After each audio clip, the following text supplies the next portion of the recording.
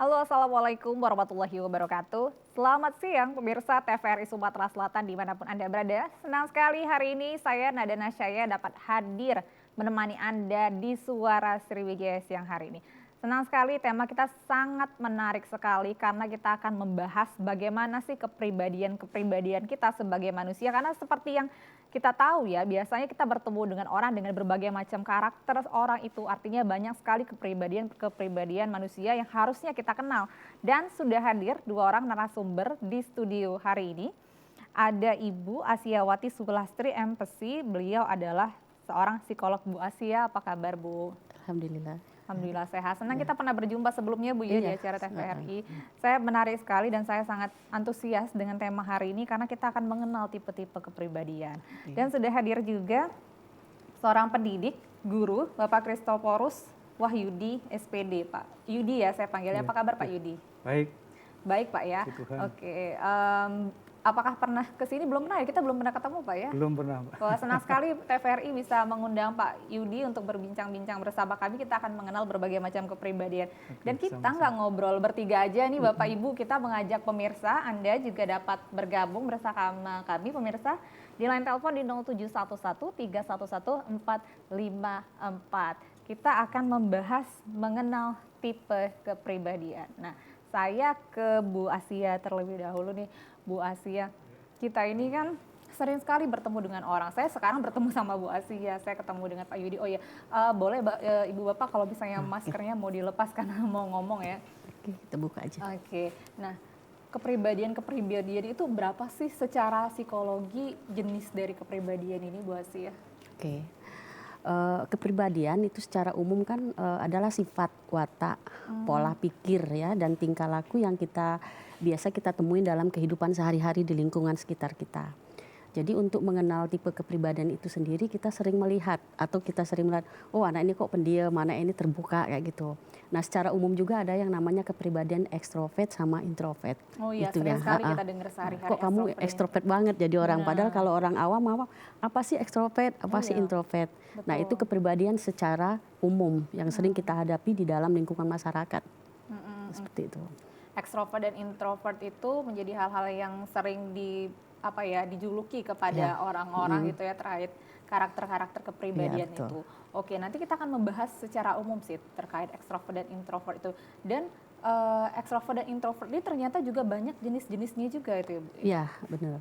Jadi kalau untuk melihat jenis-jenisnya itu secara spesifik ya, seperti ekstrovert, itu nanti setelah melakukan psikotes atau jenis pengisian indikator pada tipe kepribadian akan dihasilkan 8 kayak gitu kan. 8 kepribadian ekstrovert dan 8 kepribadian introvert kayak gitu.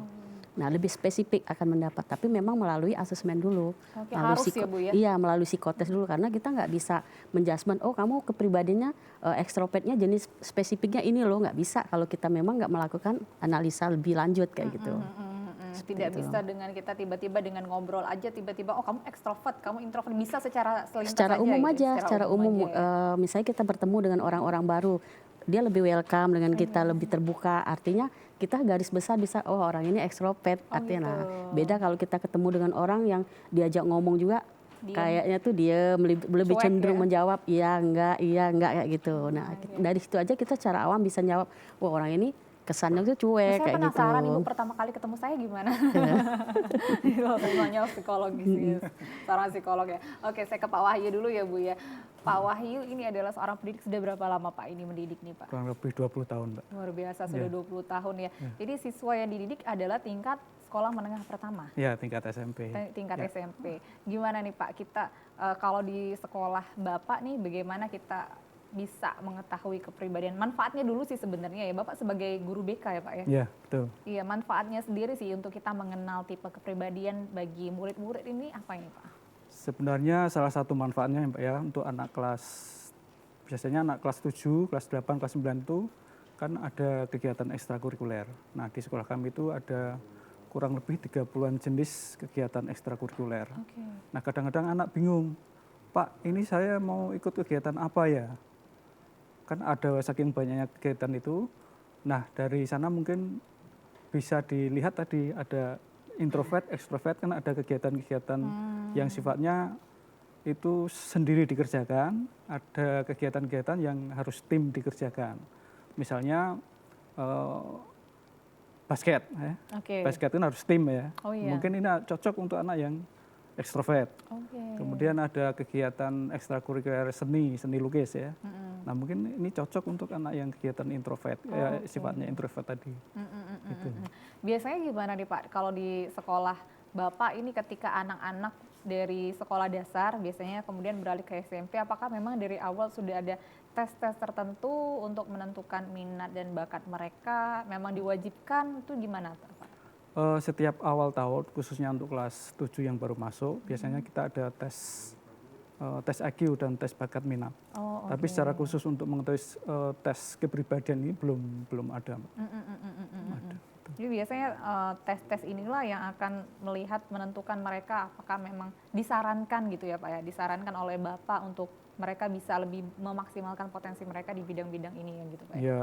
Ya selain itu juga biasanya kita ajak untuk bicara dulu anak-anak. Kita panggil kalau misalnya ada anak-anak yang bingung, kita panggil di ruang BK, kemudian kita ajak ngobrol, lalu ditanya tadi terkait dengan sifat introvert dan ekstrovert tadi supaya cocok dengan pilihan kegiatan ekstrakurikuler gitu.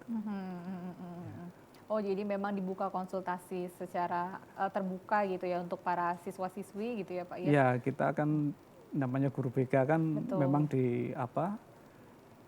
tupoksinya memang untuk itu, untuk melayani anak-anak yang mungkin suatu saat ada kebingungan terkait dengan misalnya pemilihan kegiatan ekstrakurikuler atau mungkin tentang pergaulan atau mungkin tentang belajar gitu. Di situ oke, dan terbuka sekali ya. Dan nah ini Bu Asia, dan ini sebenarnya hampir setiap sekolah sih sebenarnya ya terbuka untuk memberikan kesempatan kepada siswa-siswinya untuk bisa berkonsultasi seperti ini. Nah di memang usia-usia kalau misalnya ini usia siswa-siswinya Pak Yudi ini kan SMP.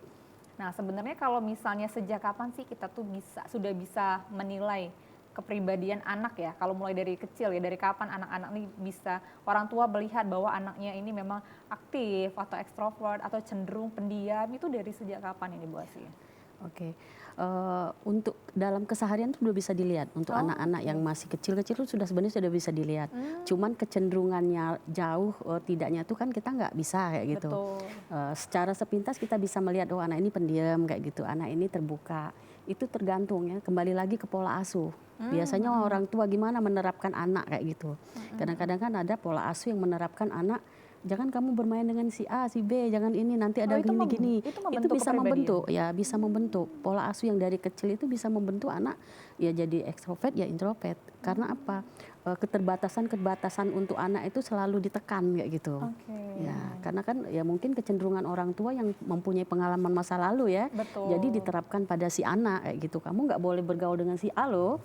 Nanti Nggak dia boleh tuh main ini jauh-jauh gitu jangan ya. ngomong sama orang yang asing loh kayak gitu. Nah, itu terpendam kepribadian anak. Jadi dia akan membatasi diri untuk bertemu atau berbicara dengan orang lain kayak gitu. Oh, oke. Ya, kalau seperti itu, seperti ada batasan-batasan sejak kecil dari orang tua itu bisa mengarah ke introvert. Gitu. Bisa mengarah, bisa mengacu. Itu tadi pola asuh orang tua seperti apa yang menerapkan, ya akhirnya berkembangnya seperti itu ke anak. Oke, ini menarik juga nih. Kalau misalnya anak-anak yang sudah dari kecil gitu, dari balita tuh suka berantem-berantem, katanya itu cenderung ekstrovert. Atau ini gimana nih dari segi ilmiahnya nih Bu? Oh itu beda. Kalau anak-anak yang cenderung berantem kan mungkin kan dia perilaku. Itu mengarah ke perilaku. Perilaku mungkin bisa agresif, bisa juga yang ya seperti hiperaktif kayak gitu kan. Nah itu perilaku. Jadi nggak ada pengaruhnya dengan kepribadian. Kepribadian itu watak yang memang yang dibawa dari kecil kayak itu atau memang sifat asli kayak gitu. Memang sifat asli memang kepribadiannya seperti itu. Itu tadi yang membentuknya salah satu itu pola asuh. Pola asuh. Ya, bisa jadi kecenderungan setelah dia dewasa yang membentuknya lagi lingkungan. Oke, berarti lingkungan juga sangat besar pengaruhnya terkait tipe kepribadian ini gitu ya. Bisa. Kalau faktor genetik gimana nih Bu? Kalau patogen sampai sekarang ya belum ada penemuannya kayak gitu. Belum ada. Penelitian belum pernah ya, misalnya bapaknya pendiam atau ibunya pendiam, anaknya nurun ya.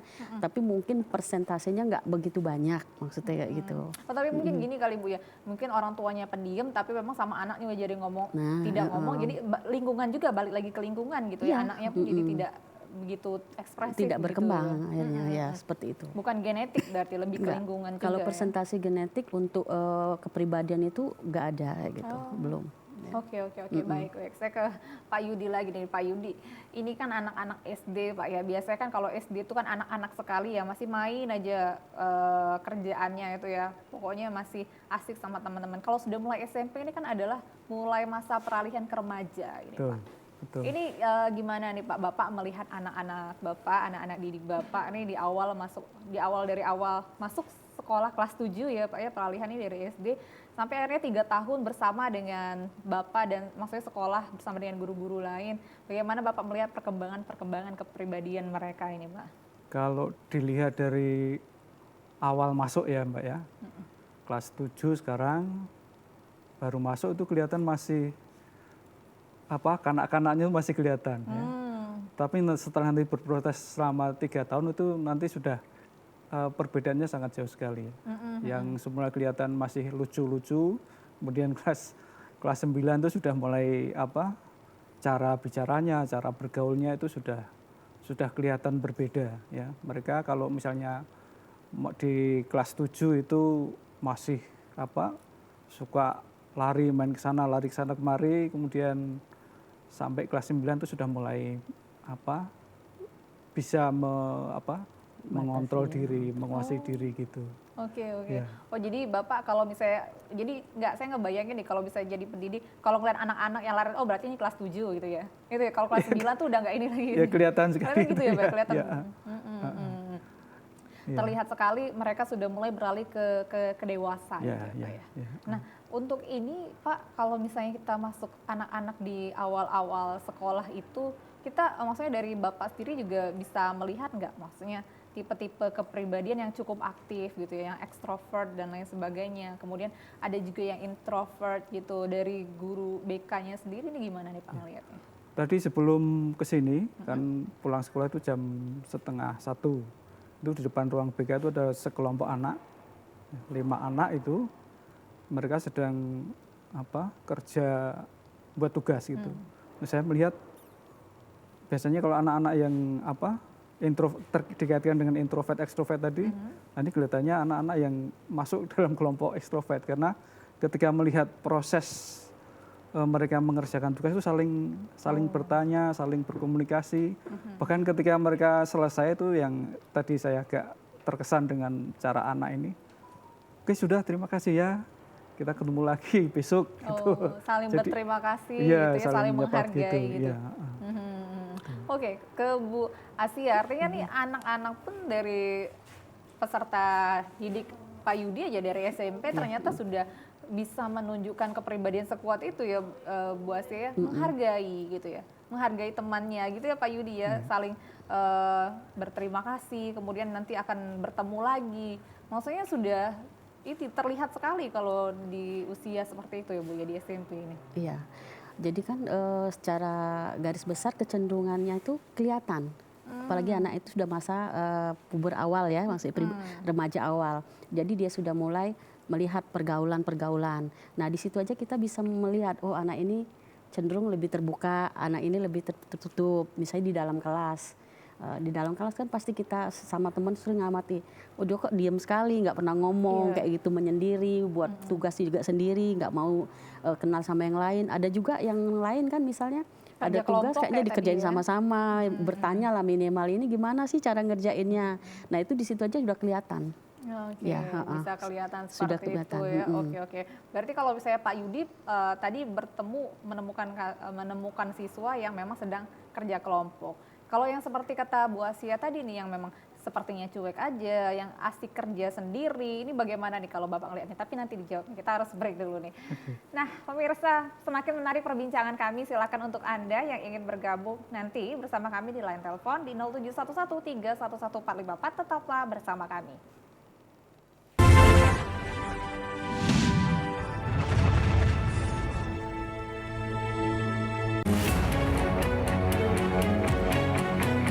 pandemi COVID ini kita jadikan momentum untuk melakukan percepatan transformasi digital. Era TV digital ini sudah di depan mata. Yang penting untuk masyarakat itu kualitas siarannya bagus, bagi industri televisi itu sendiri atau penyiaran itu sendiri, agar segmentasi pasarnya nggak tergerus.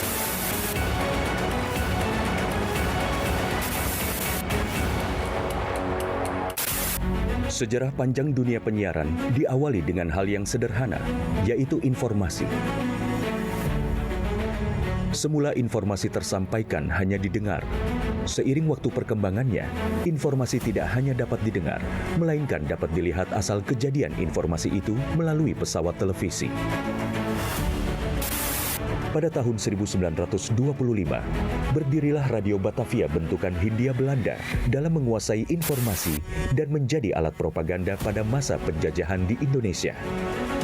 Melalui siaran yang terjadi pada tahun 1933, dipelopori oleh KGPAA Mangkunegoro ke-7 dengan mendirikan Solos Radio Vereniging atau SRV di Solo, dan di Yogyakarta berdiri Radio Mafro. Siaran SRV untuk melawan siaran hiburan budaya barat dengan siaran kebudayaan asal Jawa Indonesia yang siarannya sampai seluruh Hindia Belanda. Dan sejak tahun itulah menjadi tonggak sejarah penetapan Hari Penyiaran Nasional. Pada tahun 1945, lahirlah Radio Republik Indonesia, dan di mana teks proklamasi tersiarkan ke pelosok negeri yang menyatakan Indonesia merdeka. Sejarah dari dunia televisi adalah pada tahun 1962, di mana TVRI sebagai televisi pertama Indonesia yang mengudara dan menyiarkan langsung pembukaan Asian Games keempat di Indonesia. Hingga saat ini, Hari Siaran Nasional telah menginjak masa 88 tahun sebagai saksi dunia penyiaran Indonesia.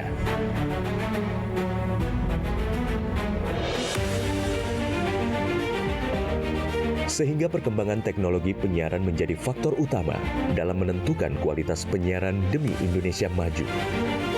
Namun masih banyak daerah yang tidak dapat ikut andil dalam pemerataan ekosistem dunia penyiarannya.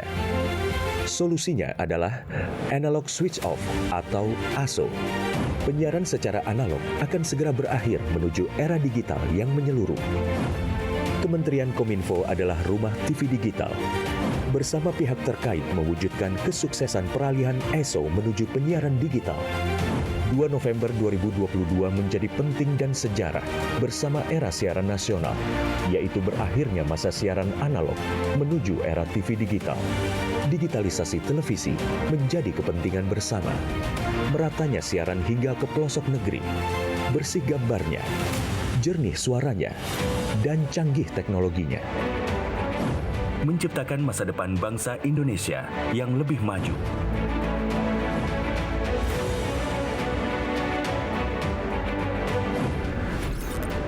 Halo semuanya, aku Modi, maskot TV Digital Indonesia. Aku akan membantu semua orang menuju migrasi TV digital. Di mana? Di siarandigital.id dan call center 159. Ayo semuanya, dukung migrasi TV digital. Bersih gambarnya, jernih suaranya, dan canggih teknologinya.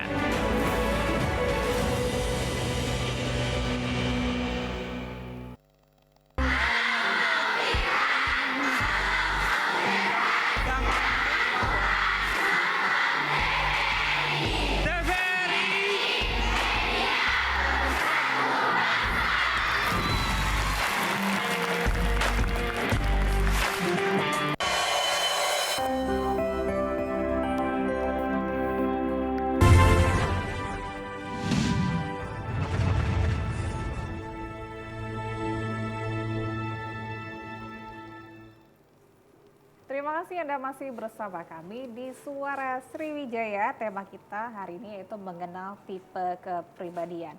Dan pemirsa, Anda bisa bergabung bersama kami di line telepon di 0711-311-454. Dan di studio ini sudah hadir dua narasumber kami bersama dengan Bu Asia dan juga Pak Yudi.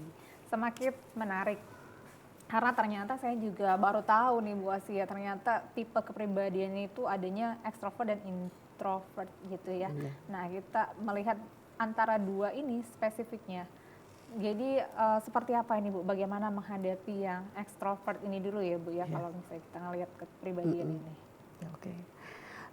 Jadi tipe dengan kepribadian ekstrovert kan itu cenderung terbuka, ekstra kayak gitu kan. Nah, di situ kan kita akan melihat dalam lingkungannya itu dia akan lebih antusias dengan teman-teman kayak gitu. Dia lebih terbuka dengan cerita pengalamannya yang dia dapatkan kayak gitu. Nah, itulah dengan tipe-tipe orang yang memang dalam satu lingkungan tuh dia cepat mendapatkan teman kayak gitu. Nah, supel ya. dalam pergaulan tuh dia selalu dia selalu ditunggu sama orang-orang lingkungan lah seperti itu kan. Beda yang dengan introvert tadi memang cenderungnya dia tertutup. Jadi untuk mendekatkan diri pun dengan anak-anak seperti itu kita memang punya trik tersendiri karena dia untuk anak seperti itu dia selalu membatasi kayak gitu. Itu tadi kita akan melihat latar belakang dia tuh seperti apa kok bisa jadi introvertnya seperti itu. Kecenderungannya dari mana, apa penyebabnya. Itu kalau dalam psikologi memang harus kita bahas secara rinci kayak gitu, detail. Jadi kita memang harus dapatkan observasi terlebih dahulu. Kenapa dia jadi seperti ini? Nah, akan dampaknya seperti apa kalau anak keterusan dengan kepribadian yang seperti ini kayak gitu. Ya. Berarti dari hasil psikotes pun tes kepribadian pun juga dia harus ada tahapan selanjutnya juga ya Bu ya, Iya, untuk observasi itu. Iya. Oke, kita terima telepon dulu ya Ibu dan Bapak ya. Selamat petang Suara Sriwijaya. Selamat sore. Selamat sore, dengan Ibu siapa di mana? TVRI Sumsel, Iya, betul sekali. Dengan Ibu siapa? mau tanya, Silakan Ibu. bisa enggak sifat anak yang introvert itu dirubah? Sepertinya anak saya ini ada yang seperti itu, tertutup. Bisa nggak dirubah? Usia berapa Terima Bu? kasih. Wah, belum sempat terjawab tapi usia, tapi tadi ibunya mengatakan anak ya Bu Asia ya. Biasanya pendiam, bagaimana apakah ini bisa dirubah? Oke. Jadi tipe dengan anak-anak ekstrovert maupun introvert itu kan bisa sebenarnya. Karena kan kecenderungannya tuh seperti apa kayak gitu. Karena kalau misalnya dia lebih dampaknya ke negatif untuk kasus dengan anak kepribadian introvert, ya kita harus melakukan lebih jauh, asesmen lebih jauh. Kenapa kayak gitu? Karena setiap anak yang mempunyai kepribadian seperti ini ada yang melatar belakangi kayak gitu. Memang masing-masing bawaan sifat ya, sifat, watak dan asli. Tapi kan setidaknya bisa dilihat wataknya tuh bagus apa enggak untuk masyarakat umum kayak gitu, dan juga untuk dia sendiri. Kalau memang kecenderungan kepribadian itu bisa merugikan dia atau bisa istilahnya bagi dia itu bermasalah bagi diri dia dan orang lainnya, kita cenderung harus melakukan perubahan itu ya. Bisa jadi melalui terapi khusus lah untuk anak-anak yang mengalami kepribadian yang cenderung introvert. Ekstrovert juga seperti itu. Nah, introvert memang agak jauh ya perbandingannya, karena introvert itu anak ini lebih banyak menutup diri dari lingkungan. Gitu. Oke, baik. Kita terima telepon lagi ya Pak Yudi dan juga Bu Asia. Selamat siang. Halo. Halo, selamat sore, selamat siang menjelang sore, Pak. Iya. Dengan Ibu siapa Ya. di mana? Ya, saya dengan Ibu Roslinda di sini menanggapi tema hari ini mengenal tipe kepribadian. Itu sangat menarik sekali ya, Mbak ya. Oke. Dari pemaparan kedua narasumber, saya ada yang ingin saya tanyakan. Boleh Bu. Ya, yang pertama itu untuk kedua narasumber, apakah kepribadian dari setiap individu itu bisa mengalami perubahan? Oke. Kemudian dari setiap individu yang memiliki kepribadian tersebut, apakah hanya ada satu kepribadian saja, ataukah bisa double kepribadian? Nah, kalau memang ada double kepribadian, bagaimana melihat ciri-cirinya dan bagaimana kita untuk menghadapi anak dengan tipe kepribadian yang katakanlah ganda, kalau memang itu bisa terjadi. Saya kira gitu saja ya, Mbak. Terima kasih. Terima kasih Bu Roslinda, pertanyaannya menarik sekali. Saya juga sangat penasaran sekali kalau misalnya ada ekstrovert dan introvert, mungkinkah bisa dua-duanya ya Bu Asia? Ya, Gimana? bisa. Jadi anak yang dengan dua ya, maksud saya tadi ekstrovert, introvert. Nah, ada yang mengcombine kepribadian kedua ini, itu yang namanya kepribadian ambivert. Ambivert itu dia bisa masuk ke extrovert dan juga bisa masuk ke introvert kayak gitu. Tergantung mood anak, tergantung mood pada saat dia bertemannya seperti apa. Moodnya dia pengen berteman terbuka, dia terbuka. Ada yang tidak, ya tidak. Jadi dia bisa mengcombine, itu ambivert namanya. Tergantung situasi dan kondisi pada saat dia berteman di lingkungannya. Seperti itu. Oke, baik. Pak Yudi gimana nih Pak Yudi? Biar kita menghadapi peserta didik nih, Pak Yudi gimana melihat kepribadian ekstrovert khususnya, atau bisa yang tadi kata penelpon tadi mengatakan ada yang double kepribadian, gimana Pak Yudi melihatnya ini? Kalau terkait dengan, kebetulan beberapa waktu yang lalu saya diskusi dengan beberapa anak terkait dengan introvert dan extrovert. Jadi secara santai gitu ya, ngobrol tentang kepribadian itu. Lalu saya tanya, dari penjelasan tadi, dari diskusi tadi, kira-kira kamu cenderung kemana nak? Gitu. Ada beberapa anak yang secara tegas, saya introvert Pak, saya ekstrovert Pak. Kemudian ada satu anak yang menjawab, saya kelihatannya berada di dua-duanya. Jadi mungkin itu bisa saja ya, bisa saja karena juga dia mengatakan itu melihat situasinya, tergantung situasinya Pak. Kalau dalam situasi tertentu saya bisa introvert, dalam situasi yang lain saya bisa ekstrovert gitu. Kemudian menjawab yang Ibu penanya yang pertama tadi berkaitan dengan introvert, apakah bisa diubah? Itu kan di sekolah itu kadang-kadang Bapak Ibu guru memberikan tugas secara kelompok ya, diskusi kelompok, kemudian kadang-kadang juga diberikan tugas untuk presentasi. Saya kira situasi ini bisa dimanfaatkan dengan baik oleh anak-anak yang introvert. Itu. Jadi kalau misalnya anak introvert ada dalam satu kelompok, lalu mewakili kelompok untuk presentasi di depan kelas, saya kira harus memaksakan diri. Oh ya, ini kesempatan yang baik untuk belajar berbicara di depan orang banyak. Kemudian juga mungkin untuk orang tua juga kalau misalnya ada tugas kelompok, saya kira lebih baik ikut memfasilitasi ya. Oke anak, kita mengerjakan tugas di rumah saja. Kita misalnya itu tugas di luar sekolah ya, mungkin difasilitasi di rumah supaya mengerjakan tugasnya di rumah, lalu ketika di rumah nanti kan ada kesempatan untuk saling berinteraksi satu dengan yang lain. Ini juga sekaligus sebagai sarana untuk melatih anak yang introvert mengungkapkan apa yang di idenya, gagasannya, atau sekedar menanyakan, halo apa kabar gitu. Itu. Biasanya anak-anak di usia-usia seperti itu Pak lebih seneng kerja kelompok atau memang kayak PR masing-masing di rumah Pak? Ya tergantung karakter anaknya tadi. Ada anak yang suka bekerja sendiri. Ada anak yang suka kalau ada tugas lebih senang dikerjakan secara kelompok. Jadi tergantung tipenya. Oke, tetap balik-balik ke kepribadiannya gitu ya Bu Asia ya.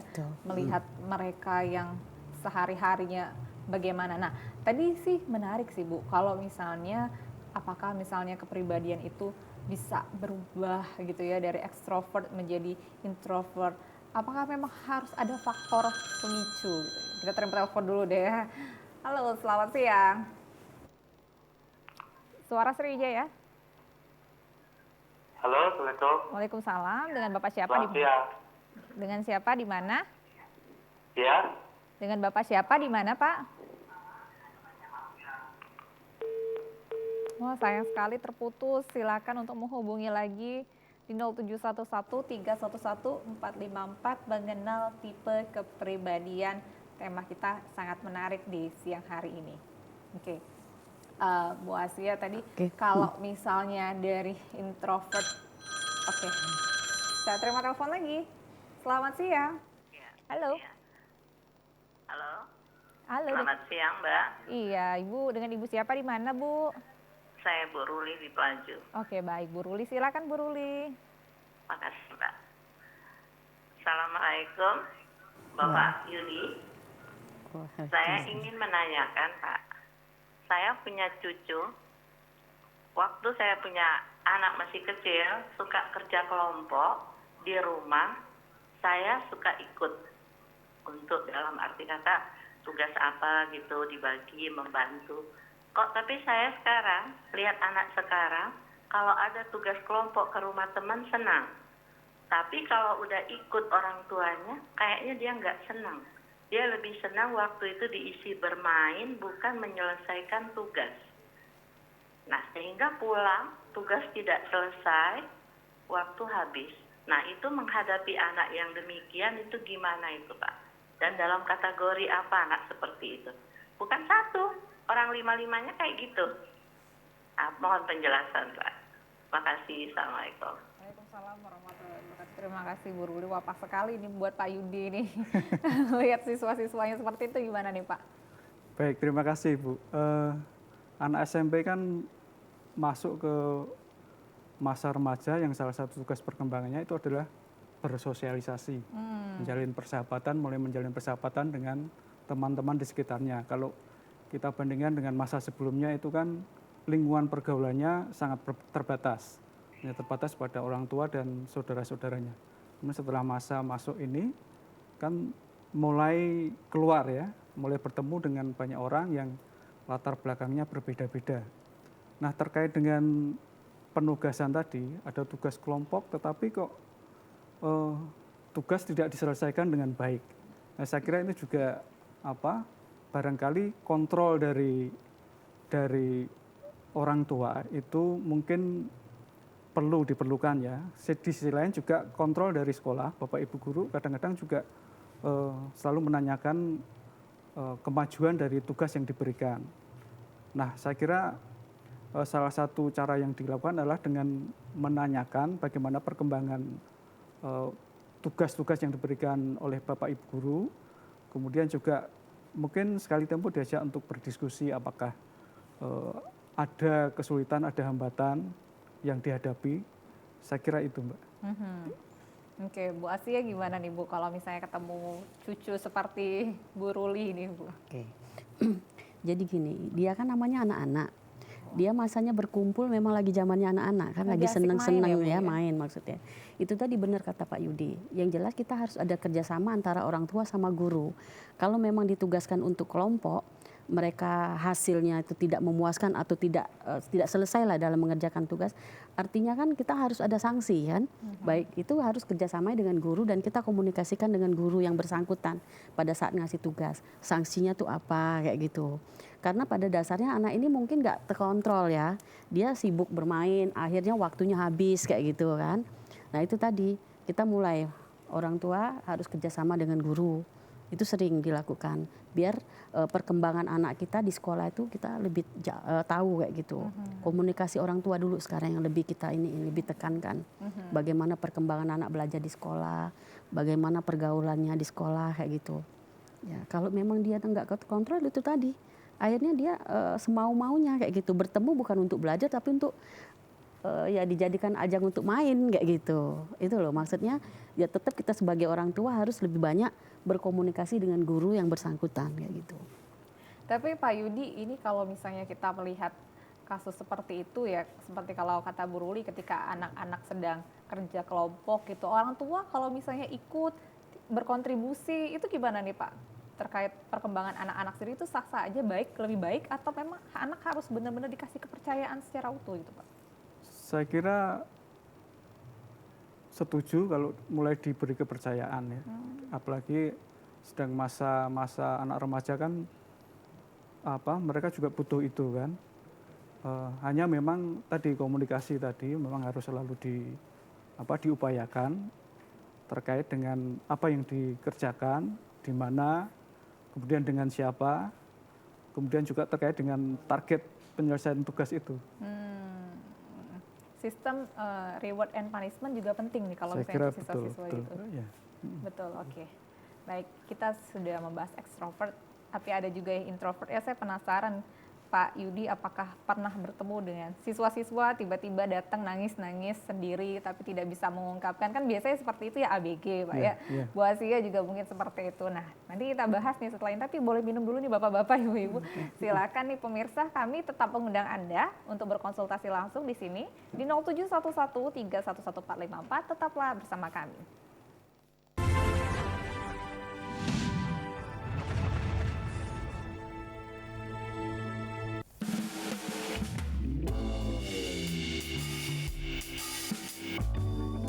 Bapak-bapak, ibu-ibu, jadi hari ini kita akan melakukan vaksinasi.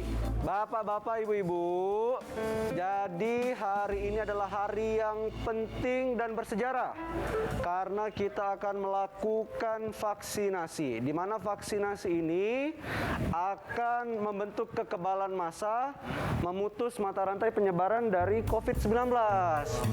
Nah, jadi ini suntik agak dulu masuk ke foto.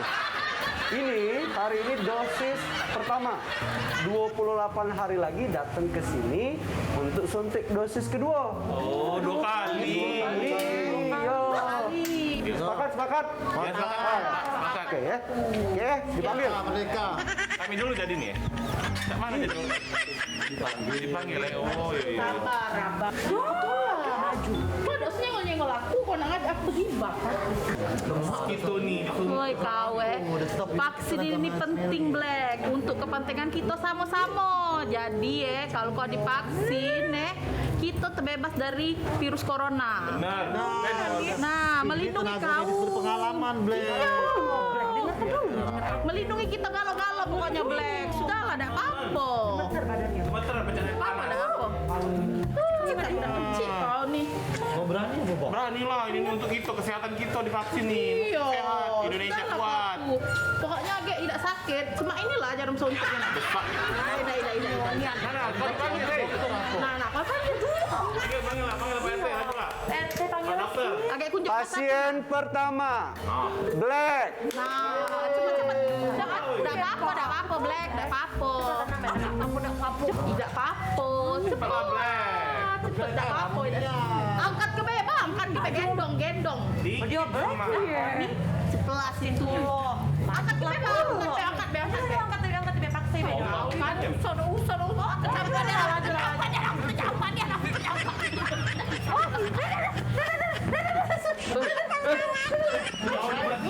Masa aku bisa. Iya, kamu nih yang itu baik. Baik deh. Bicara dok, baguslah. Nah, ibu. Ini dok, aku udah takut vaksin COVID itu tuh yang di TV-TV itu mah. Gak apa-apa kok Bu, vaksin itu aman. Dok, nian doknya tidak sakit ya dok. Awaslah dokter misal sakit, aku ada apa-apa dok, mati dok. Harta-harta aku yang banyak di dusun itu dok. Siapa nak ninggal kenyong? Tidak sakit dok ya. Tidak sakit bu, ternyata suntik vaksin itu. Nah, kamu yang ada di rumah jangan takut untuk vaksin. Tidak sakit sama sekali. Makasih dok. Halo semuanya, aku Modi, maskot TV Digital Indonesia. Aku akan membantu semua orang menuju migrasi TV digital. Di mana?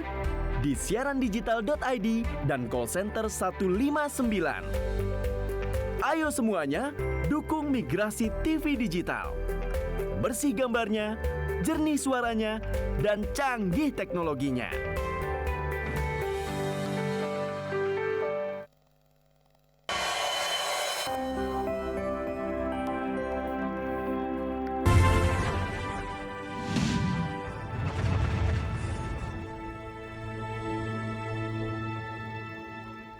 Terima kasih Anda masih bersama kami di Suara Sriwijaya. Mengenal tipe kepribadian masih menjadi tema kita di siang hari ini. Dan Anda juga dapat bergabung bersama kami di 0711311454 masih bersama dengan Ibu Asia, psikolog, dan juga Pak Yudi, seorang pendidik. Nah, kita sudah membahas ekstrovert. Sekarang kita akan membahas introvert. Tadi sebelum break saya nanya nih ke Pak Yudi, pernahkah Bapak menemukan siswa-siswi yang tiba-tiba menangis sendiri, tidak bisa bercerita kepada teman, atau memang dia juga tidak ingin bergaul. Saya dulu sering sih bertemu sama teman-teman saya yang kayaknya lebih tertarik sendiri. Itu gimana nih Pak kalau Bapak ngeliat siswa?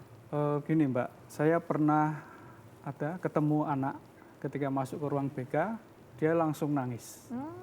Dan saya tunggui saja anak itu. Nangis sesungguhan lama sampai selesai. Kemudian setelah dia selesai menangis, sudah Pak, saya sudah lega. Hanya itu saja. Saya hanya mendengarkan saja, kemudian saya mempersilahkan dia untuk menangis sepuasnya. Sudah lega Pak, saya Pak. Jadi masalahnya apa? Sudah, saya tidak hanya pengen menangis saja di ruangan ini gitu. Oke, sebelum kita melanjutkan menangis tadi, kita terima telepon dulu nih Pak Yudi. Selamat siang, Suara Sriwijaya. Halo. Ya, selamat siang. Dengan Bapak siapa di mana? Silakan Pak. Halo. Pak Asikin, Pak Asikin. Bapak Asikin. Silakan, silakan Pak Asikin. Bapak, ya. Ya, ini saya mau tanya. Ini apa?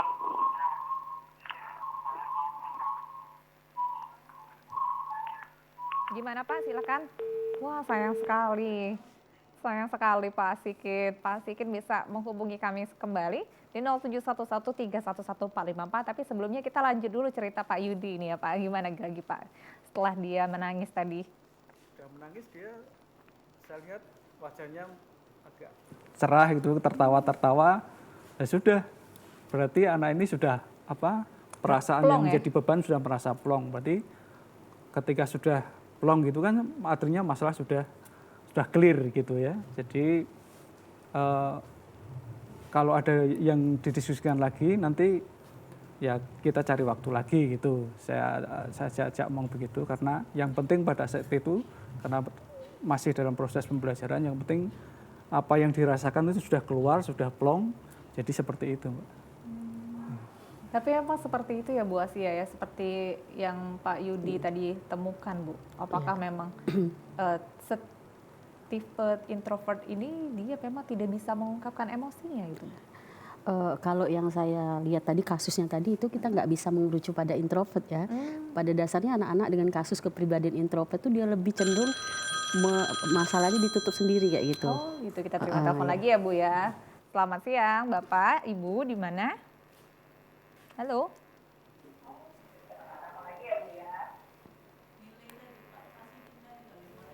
Selamat siang. Siang Pak Asikin tadi Pak. Halo, selamat siang. Siang Bapak. Pak Amrullah di Batu Raja. Siang Pak Asikin tadi Pak. Oke, silakan Pak Amrullah. Pak Amrullah di Batu Raja.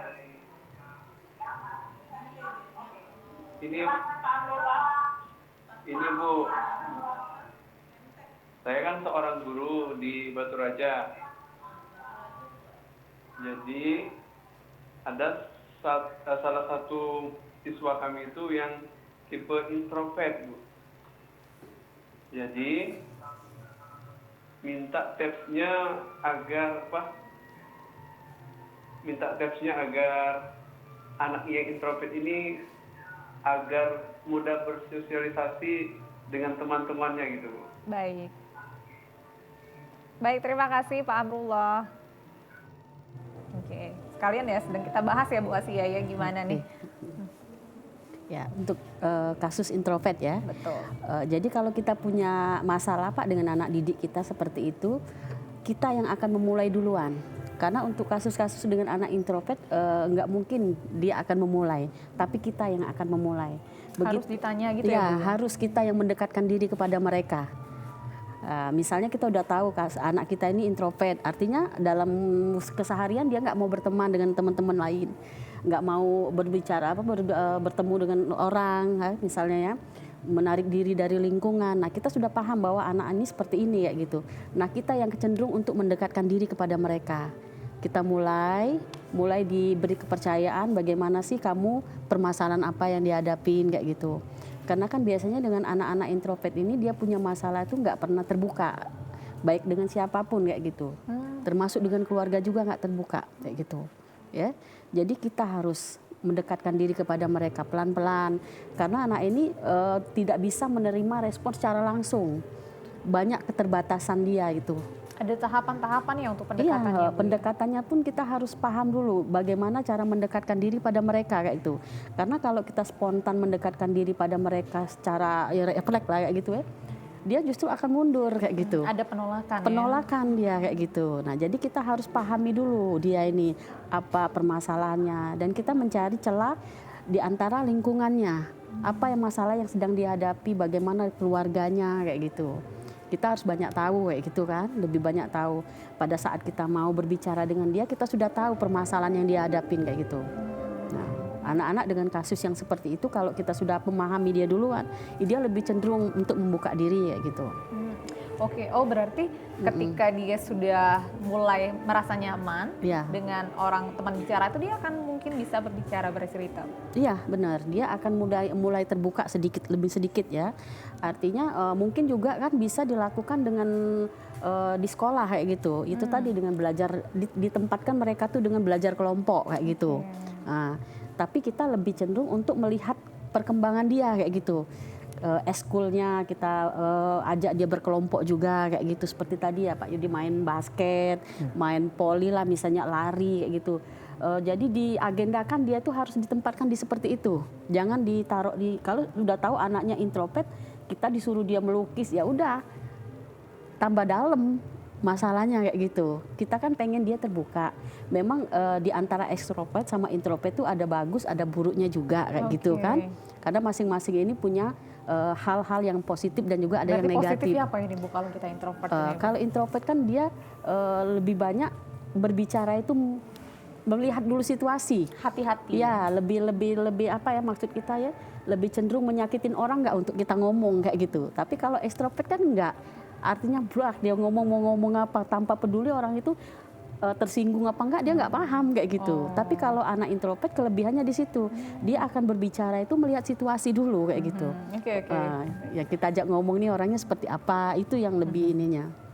Ya? Menarik. Nah, saya jadi kepengen tahu pengalaman Pak Yudi. Di Pak Yudi pernah nggak Pak Yudi melihat case seperti itu, misalnya yang pendiam tiba-tiba beradu argumen dengan yang ekstrovert gitu, yang introvert dengan ekstrovert gitu. Bapak melihat apakah ada yang berantem itu gimana nih Pak kalau di sekolah nih Pak? Kalau terkait dengan argumen, anak introvert itu sebenarnya bukan tidak bisa argumen.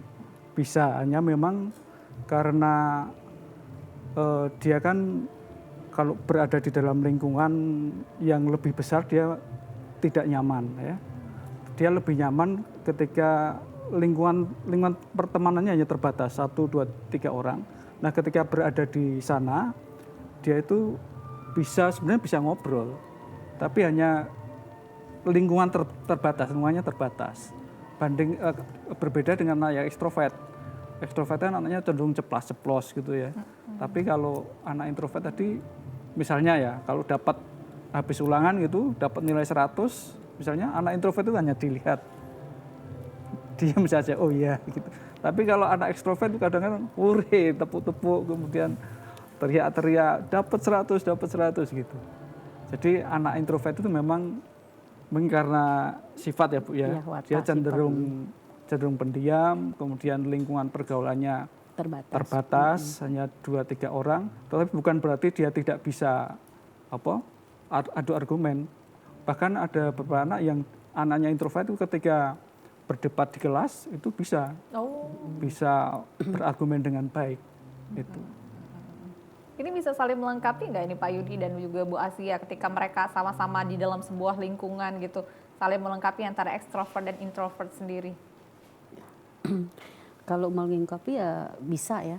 Ya jelas nanti kan mereka kan saling ada ini keterbukaan kayak gitu. Mungkin yang selama ini anaknya dengan yang introvert lebih terbuka kayak gitu. Mungkin yang ekstrovert lebih berhati-hati. Maksud saya itu setelah ini kok saya ini mungkin ngomongnya mungkin agak jangan diceplosin, jangan terlalu vulgar, jangan terlalu terbuka kayak gitu ya.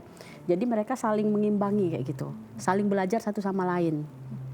Mungkin yang introvert lebih cenderung melihat kalau ekstrovert harus saya seperti ini ya gitu. Saya juga mungkin yang ekstrovert Kalau saya terlalu bablas, saya juga harus bisa mengerem. Nah, kembali lagi ke sifat yang introvert, yang mana yang saya harus ambil kayak gitu. Dari sisi positifnya maksud saya kayak gitu.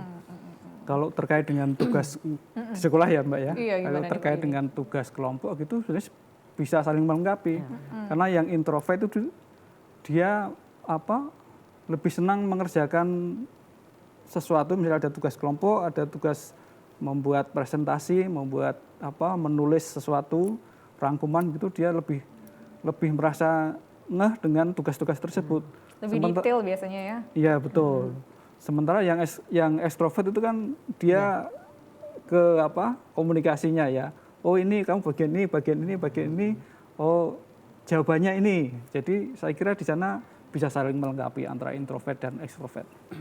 Jadi di dalam sebuah struktur kalau misalnya digabungkan sebenarnya lebih menarik gitu ya Pak Yudi ya, kalau misalnya dalam sebuah kelompok. Betul. Bayangkan saja kalau misalnya satu kelompok anaknya introvert semua. Wah, diam semua. Bagaimana nanti akan ada pembagian tugas, ada siapa yang harus mengkoordinir itu kan. Kalau anaknya introvert semua nanti tidak jalan kelompok itu. Banyak mainnya. Pun juga sebaliknya, kalau misalnya satu kelompok diskusi itu anaknya ekstrovert semua. Rebutan ya Pak ya, ngatur semua ya. Itu. Iya. Jadi pada mau ngomong semua ya. Iya. Menarik sih sebenarnya. Berarti ketika kedua kepribadian ini disatukan sebenarnya itu justru lebih menarik Bu ya, saling melengkapi ya Bu ya. Ya kalau untuk ini ya, untuk kegiatannya.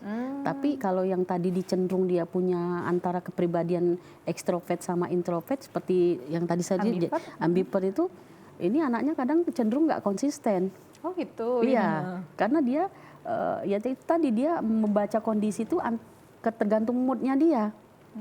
Kalau moodnya dia nyaman, dia akan menjadi orang ekstrovert. Tapi kalau kondisinya nggak nyaman bagi dia, bisa jadi introvert. Itu nggak kondusif untuk dia. Maksudnya itu anak ini nggak konsisten loh, nggak bisa dipercaya. Sebagian besar lah kalau kayak gitu ya. Dia bisa memilah, oh saya harus ngomong kayak gini nih kalau lagi dalam situasi kayak gini. Bisa dibuat-buat ininya. Kepribadiannya, perilakunya seperti itu. Ya bukannya dia itu ibaratnya tuh jadi lebih positif nggak Bu? Jadinya bisa beradaptasi dengan mudah, nggak gitu juga ternyata Bu? Bisa juga dia beradaptasi dengan mudah. Ya itu tadi untuk perilakunya maksud saya ya. Nah perilakunya itu dalam kondisi itu kadang-kadang anaknya tidak konsisten. Ya itu tadi kembali ke moodnya lagi kayak gitu. Tapi yang memang orang cenderung kepribadian introvert sama ekstrovert memang sudah seperti itu wataknya. Jadi mau introvert mau dia ubah jadi anak yang perilaku agresif nggak bisa. Kalau memang dia nggak mengubah sendiri maksudnya ya melalui tahapan-tahapan apa kayak gitu.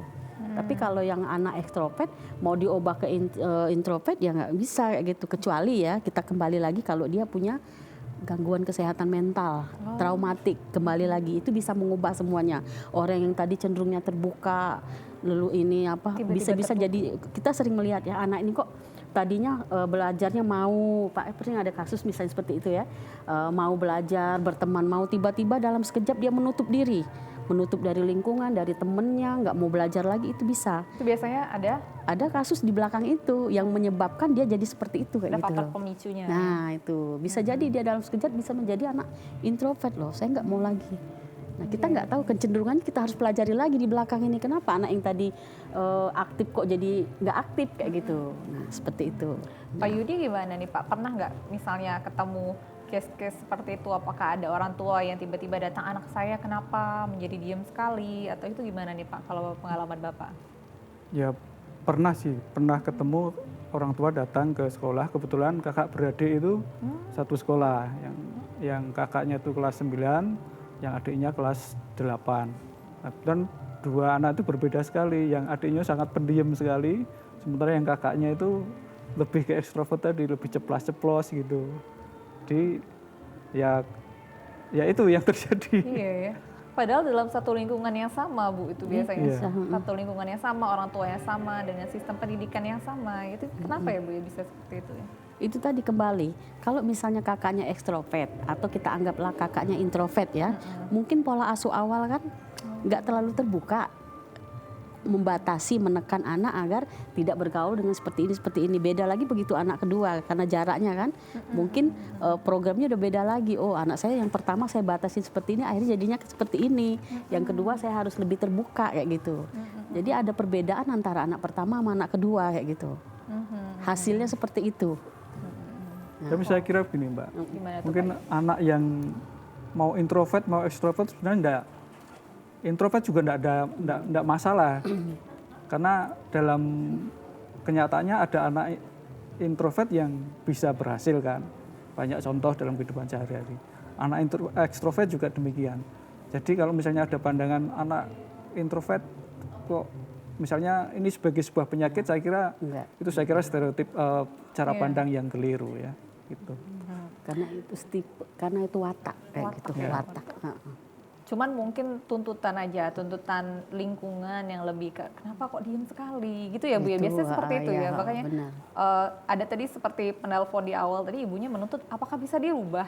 Bisa ya, sebenarnya kan kalau lingkungan sendiri nanti akan yang membuat anak-anak itu akan berubah. Seperti tadi Pak ya, tahapan. Dia kelas 1 awalnya mungkin masih ya mau ke sana ke sini nggak malu kayak gitu. Begitu dia tahap yang kedua, dia sudah naik ke kelas selanjutnya lebih tinggi, mungkin sudah bisa membatasi, oh saya harus begini kalau ngobrol kayak gitu. Itu bisa sebenarnya gitu. Bisa dipelajari, bisa dilatih, bisa dibiasakan. Oh iya. Ada program-program khusus nggak ini Pak Yudi yang misalnya dari guru BK sendiri membuka peluang gitu agar bisa melatih anak-anak ini ya biar bisa membentuk kepribadian mereka masing-masing? Kalau di BK sendiri kan kalau terkait dengan sifat introvert tadi ya, karena introvert itu kecenderungannya dia lebih nyaman berada dalam kelompok yang kecil. Maka kami sebagai guru BK ada program untuk memanggil secara khusus kelompok khusus, lalu di sana nanti masing-masing ini diberi kesempatan untuk mengungkapkan pendapat, untuk berdiskusi, sehingga untuk melatih anak yang introvert tadi untuk berani mengungkapkan pendapat, berani berbicara di depan lingkungan yang lebih kecil. Jadi mulainya dari situ, dari kelompok yang kecil terlebih dahulu. Kemudian nanti kalau sudah mulai dia agak berani, mungkin di kelas ya, di kelas dalam kelompok yang lebih besar, kalau ada tugas untuk presentasi, silakan dimanfaatkan kesempatan itu sebaik-baiknya untuk melatih keberanian untuk berbicara di depan orang banyak. Oke. Kalau kita menyikapi tipe kepribadian yang ekstrovert sendiri ini Bu, yang maksudnya yang terlalu menggebu-gebu ketika kita melihat siswa kita atau teman-teman kita, ini kita baiknya gimana ini Bu? Ya, kalau misalnya selagi perilakunya itu masih bisa maksudnya nggak merugikan orang lain, teman-temannya misalnya gurunya atau lingkungannya itu nggak masalah. Karena ada juga tipe yang mungkin perilakunya lebih agresif yang cenderung kadang-kadang tidak tahu bahwa dia akan menyakiti orang lain seperti itu ya Pak. Misalnya mengganggu temannya, bullying seperti itu. Nah itu yang perlu kita atasi kayak gitu. Extrovert biasanya Bu ya?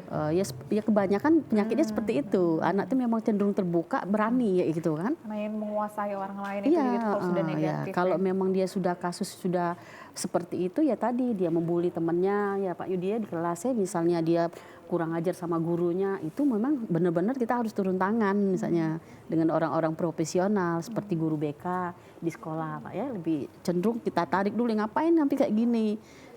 Pemicunya apa dia sampai kok agresif, sampai melawan guru, sampai melawan orang tua. Nah, seperti mungkin seringnya Pak Yudi dapat aduan dari orang tua, kok anak saya melawan banget kayak gitu. Saya pengalaman dulu kalau misalnya SD tuh guru BK tuh adalah guru yang terbaik biasanya karena suka mendengar gitu Pak. Karena tidak menjudge dan memahami gitu ya Pak ya. Nah oke. Kita udah di akhir acara ini Pak Yudi, mungkin pesan-pesan ya untuk para orang tua murid ketika bertemu dengan murid-murid kita atau anak-anaknya yang sudah mulai dewasa ini dengan tipe-tipe kepribadian sendiri. Silakan Pak Yudi. Baik, terima kasih Mbak. Catatan yang pertama, untuk jika ketemu dengan anak yang sifatnya introvert, sekali lagi itu bukan penyakit ya. Anak introvert itu bukan penyakit. Ya, karena memang sifat dia seperti itu, dia lebih nyaman berada di dalam kelompok yang sedikit, dan bukan berarti dia tidak bisa berkembang, bisa ya. Misalnya kemampuan untuk berinteraksi dengan orang lain, bersosialisasi dengan orang lain, itu bisa dilatih, bisa dibiasakan, bisa diupayakan, diciptakan situasi-situasi tertentu supaya dia memaksa diri untuk bertemu dengan teman-temannya. Seperti misalnya tadi mengundang kawan-kawannya kalau misalnya ada tugas kelompok. Ya. Baik.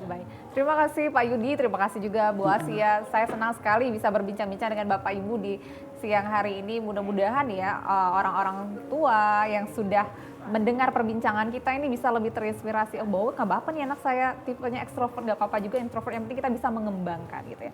Nah, inilah pemirsa akhir perbincangan kami di Suara Sriwijaya. Mudah-mudahan apa yang kami perbincangkan dapat bermanfaat. Saya Nada Nasyaya, mewakili kerabat kerja yang bertugas pamit undur diri. Assalamualaikum warahmatullahi wabarakatuh. Sampai jumpa.